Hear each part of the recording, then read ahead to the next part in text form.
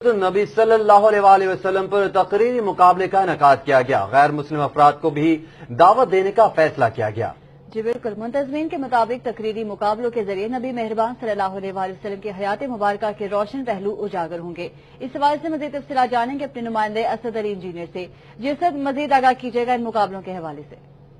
یہاں پہ ایک محمد سپیچ کمپٹیشن بھی جو اس کا انعقاد کیا جا رہا ہے، انعقاد کرنے والے میرے ساتھ موجود ہیں عطا مجیب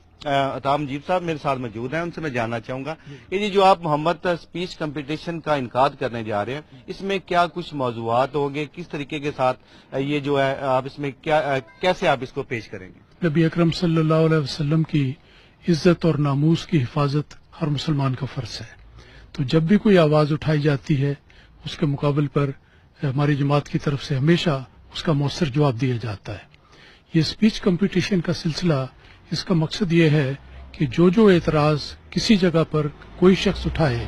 اس کا جواب دیا جائے اور مختلف شامل ہونے والے اپنے اپنے انداز میں نبی اکرم صلی اللہ علیہ وسلم کی عظمت اور حرمت کا پاس کریں۔ ناموس رسالت کی حفاظت کرنا اور اس کو سربلند رکھنا یہ ایک مومن کا فرض ہے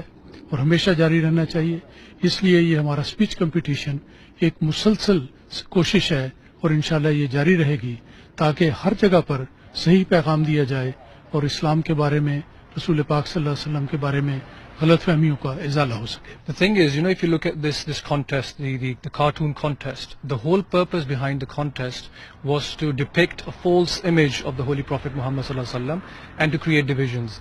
So what we are doing with our Muhammad speech contest, if you go on Twitter and hashtag Muhammad speech contest, you will see that Muslims and non-Muslims, they're participating in this contest. And the whole purpose is that we show the true image,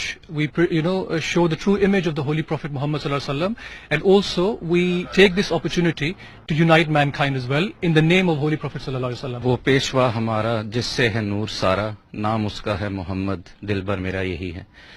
دیکھیں یہ اس کا آغاز تو اگست کے شروع میں ہی ہو گیا تھا ہمارے جلسہ سالانہ پر، تو اس میں مین چیز یہ ہے کہ جہاں ایک طرف تو غیروں کی طرف سے جب یہ ایسے اقدامات کیے جاتے ہیں ہمیں تکلیف تو ہوتی ہے،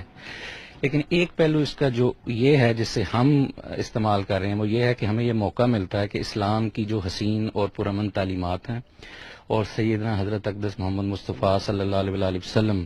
کا جو اعلیٰ کردار ہے اس کو دنیا کے سامنے پیش کریں۔ We have reacted here in the UK peacefully and in accordance with the Quranic teachings that we should not create disturbance on any blasphemous act, and that has been demonstrated to the world with this speech contest.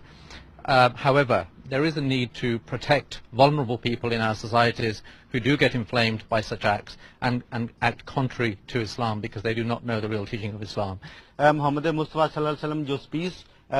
جو یہاں پہ competition منعقد کیا جا رہا ہے اس میں مسلمانوں کے علاوہ جو نان مسلم ہیں ان کو بھی دعوت دی جا رہی ہے، اور اس میں سب سے زیادہ جو اہم بات ہوگی وہ یہی ہے کہ جو محمد مصطفیٰ صلی اللہ علیہ وسلم کے جو زندگی کے پہلو ہیں، ان کا جو کردار تھا، اس کے علاوہ جو اسلام کی تعلیمات تھی، اس کے اوپر